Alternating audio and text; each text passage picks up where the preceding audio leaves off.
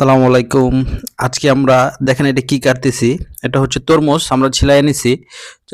তরমুজের ছালটা ফালাই দিছি। এটা হচ্ছে আজকে রাঙামাটির লাল টসটসে তরমুজ।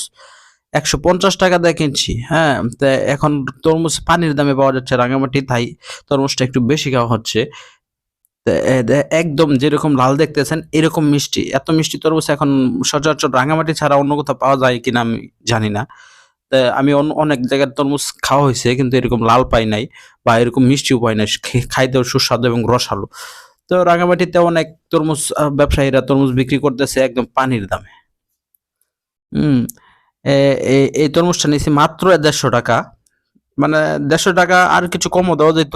কিন্তু ৳১৫০ দিছি। কারণ পাহাড়ের মানুষ এগুলা নিয়ে আসতেছে, অনেক পরিশ্রম করে নিয়ে আসতেছে। ওই হিসাবে ৳১৫০ দিছি।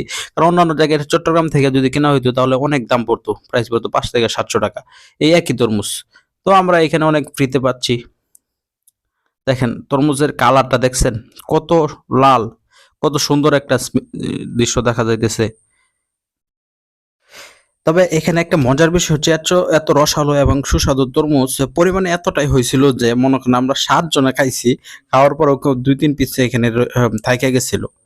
হ্যাঁ, তখন আমাদের এখানে বাসার একটা চিকুটি আছে তাকে দিলাম।